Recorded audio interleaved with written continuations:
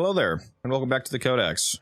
So, the title of this video was not clickbait, so let's get right into that. If you look at the top right of my screen, you can see that right now, I have over 3,000% flat crit chance built up from Secondary Enervate on my Sicarus. Now, shout out to Gamble for being the first person that I saw, at least, to actually figure this out. I just wanted to sort of repropagate this information in my video, along with some other stuff I'm going to talk about, because it's super interesting. So, on the Sicarus and Karnan, you can get really, really absurd amounts of crit chance. And keep in mind the fact that this is flat crit chance. This is like Avenger. So this is as if you had a 3,000% Arcane Avenger active. Look at this headshot. Yeah, look at the amount of exclamation marks that was. Now, the reason that didn't do a lot of actual damage is because the build that I'm currently running, I don't have anything stacked up like my multi-shot or galvanized mods or anything. So that would have done millions of damage, but the reason why you're able to stack so much crit chance on the Sicarus and Karnan is because of this evolution right here. Increase base damage by plus 40, that part doesn't matter. This part matters. Times 0 critical chance on body shots, but plus 150% crit chance on weak point hits. That first part, the 0 crit chance on body shots, means that you land shots on anything that's not a headshot, basically, or a weak spot, technically, and you build up Secondary Enervate, because Enervate stacks from just landing shots. It says on hit, increase critical chance by 10%.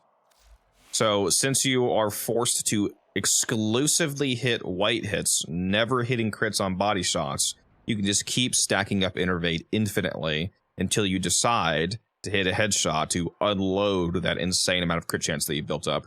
So it's a really funny way of like storing up a massive amount of damage potential and then dumping it into a target that you really need to use that on. Like a disruption target, for example, would be something that you could utilize that on.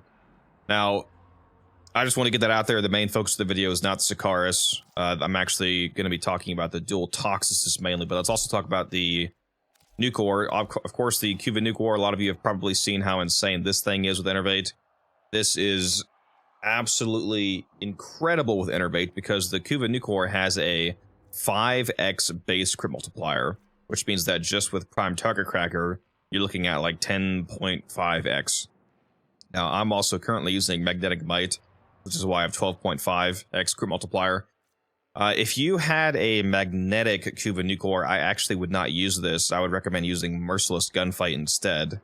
So it would be better to get magnetic damage from your progenitor. That way you would have a viral, radiation, magnetic, and heat build, and microwave, the hidden stats effect of the Nukor. So that you could have magnetic built in. That way you could benefit from the punch through a Merciless Gunfight, because punch through on chaining beam weapons allows them to chain more. So this would actually be the play here instead of Magnetic Gunfight. Just keep that in mind. This thing is walled with Enervate because it has super terrible 7% crit chance, but an insanely high crit multiplier. And let's go ahead and show real quick how absurd that looks. Apparently the enemies despawned from my thing here. Oh no, is it because they're still up? Oh yeah, they are. So you can see you just are... It basically looks like you're just constantly orange critting because it cycles Enervate so fast. And once you get those galvanized mods stacked up, you can see it does truly absurd amount of damage. And this is without any Warframe buff. So there's no Roar, no Nourish, no nothing. So you can imagine how absurd that would be if you stacked some kind of Warframe weapon or just raw damage multiplier on top of that. Now let's move on to currently what is my favorite example of weapons that are impacted by Secondary Enervate, the dual Toxocyst. So no, that's my Riven build. This is the build that I recommend using for most people, what I've landed on here. So this is a technically blast electric build, but when you keep in mind the unique trait of the dual Toxocyst, which is on headshot, it grants you 150% fire rate and 100% free toxin damage.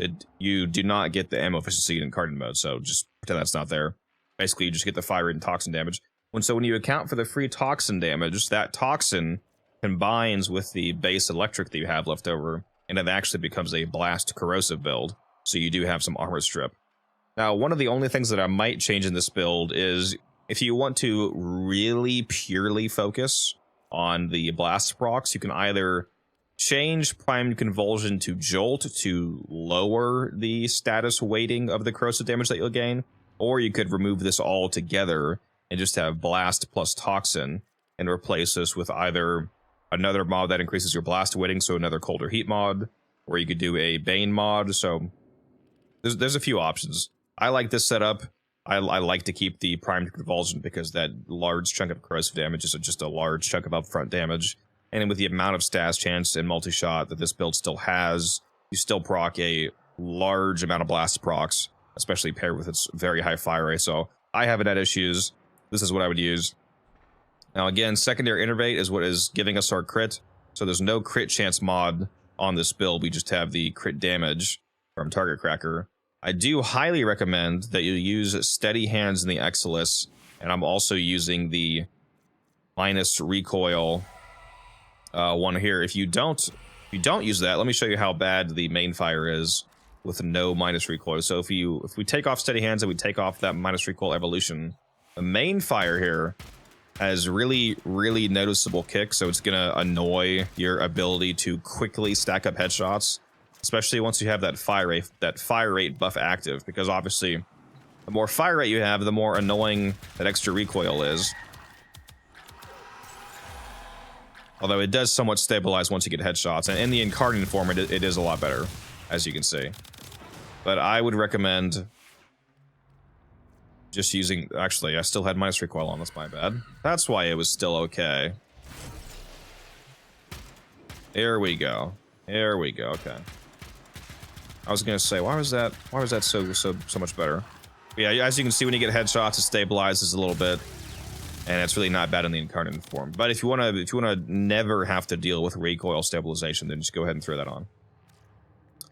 Anyway, another really interesting thing about secondary Enervate, another thing about it being literally broken, is when you have blast on your weapon, whenever a blast proc expires and it deals the tick of blast damage to them, that seems to add another stack of Enervate. So if we land a blast proc, you can see right now I'm at 10%. That's 20%. And then the blast ticked and it went to 30%. So pay attention to the top right of my screen here. Every time I shoot this guy, because I have no multi-shot on this build. This is a test build here. This is purely blast status. So this is just blast and status mods. No multi-shot. So every single shot should only add 10% crit chance from Enervate.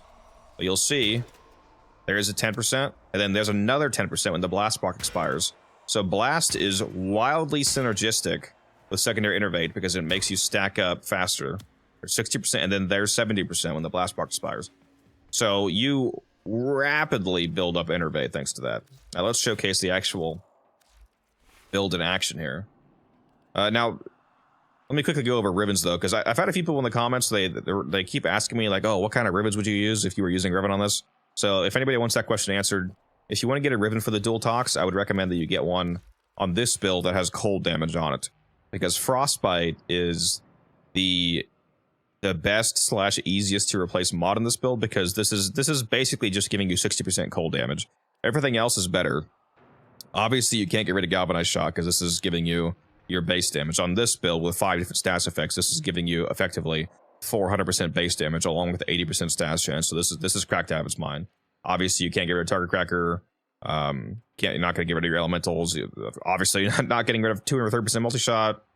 Lethal Torrent's giving you 60 multi-shot and 60 fire rate. That's cracked out of its mind. Pistol Elementalist is literally a 1.9x multiplier on your blast damage, so this is cracked out of its mind. So basically, Frostbite is the mod you want to replace. So if you can get a ribbon, for example, like a God roll would be like crit damage, cold, multi-shot, and a negative would be super good. Like right now, what I run on mine is, mine has cold, multi-shot, status chance, negative zoom. So basically, it has twice the cold and status chance as this has, and then additionally another 148 multi-shot. So this is extremely good. So anything like that, basically just cold plus any good stat is what you want. So somebody is messaging me. Let me put that on D&D. So that's what I would do for that. So now let's go on to the actual full build that I use here. Now, in terms of the evolutions, I use the multi-shot one for the first one, so the base damage is multi-shot. Then the recoil, and then Oh yeah, this is the last really important thing to go over about Enervate. Thanks to Enervate giving you all of the crit chance that you need, one of the most powerful things about the change that grants to the dual Toxocyst build is that you don't have to take the base crit chance evolution. Previously, this was mandatory because this gave you a base 20% extra crit chance, which took you from 5%, which is unusable when it comes to crit, up to 25%, which makes it easily a good crit weapon. But now that Enervate artificially gives you all the crit chance you need, that means that you can use the punch through one for the third effect. So on kill +3 punch through for 7 seconds. Punch through is absurdly good on the dual Toxocyst because the incarnate form has ricochet rounds. Every time you shoot somebody, ricochets off to another nearby target. And if you have punch through, and you punch through and you hit 3 guys with 1 bullet, for example, every time that bullet hits a new person, it will ricochet again. So punch through is a enormous damage increase in crowds of enemies. So, like, for example, this means that you don't have to mod punch through the weapon, so you don't have to blow a mod spot. Or if you're getting a Riven for the dual Tox, punch through is no longer a mandatory stat for a god roll, basically. So this is incredible, being able to take this instead of the crit chance. Now let's just quickly summon some enemies here. Actually, that's right, they're still up, so we will just shoot them in the head, and you will see it basically just looks like you're infinitely critting. I mean, it's actually absurd how much crit chance you appear to have when all of the crit chance is coming purely from Enervate. Again, we only have 5% actual crit chance, and yet the rate at which we yellow and orange crit basically constantly is just, it's incredible. Now let me hop into an actual mission here. We'll go on Conjunction Survival again, per usual, and show you how good this is. Thankfully, a Circulus Fissure was up, so I was able to get even higher level enemies to test against. Although I'm pretty sure you could essentially add a 0 to the enemy level and they would still be absolutely slaying them. But yeah, here's the performance in a regular mission. Now, this is my test Revenant build. I don't have anything on this build at all, aside from Roar, which I have to specifically activate for that to matter. So I have nothing passive on this build that increases weapon damage. No Arcanes, no Archon Shards, like Emerald Shards, for example. Nothing right now is boosting my dual Tox damage, so this performance is purely the weapon. So no boost, no ribbons, just this Enervate dual Tox build. Now, I think the reason that you just saw a red crit there, and you'll occasionally see a red crit on this build, is potentially when those blast procs that I mentioned earlier go off and they add crit chance. I think those hits are also perhaps not counting towards resetting Enervate. So if those blast stacks going off and adding to Enervate crit chance are exceeding orange crits, they're not, like, it basically just lets you briefly red crit before reset, because they're kind of overriding the usual orange crit cap with their crit stacking. So that's interesting. But yeah, these things just, I mean, they completely dominate, as you can see. And this is, again, with no buffs, so if you add something on here, like, especially something really crazy, like playing a Saren with Venom Dose plus Toxic Lash, for example, you will just incinerate everything in front of you. Let me turn on Roar, for example, just to throw that on. This is a 97% Roar, so I basically doubled my damage.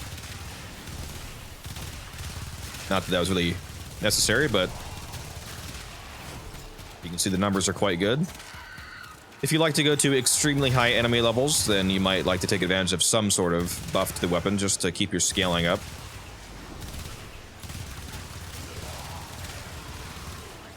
Yeah, this thing just completely shreds.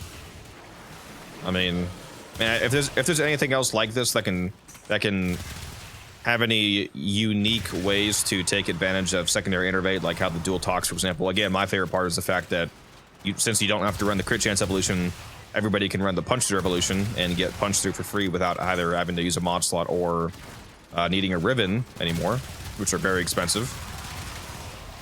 If there's any other weapons like that that have any unique buffs from running Enervate, for example, that I haven't thought about, I would love to hear about it below down in the comments. Like, if you guys have Anything else that's, you know, like the Sicarus, how the interaction with the headshot only crits works and the Enervate stacking, or the, I've heard the Compressa is really good with Enervate because the amount of innate multi-shot it has makes it stack so fast that it basically forces red crits before reset. Of course, we have the dual Tox.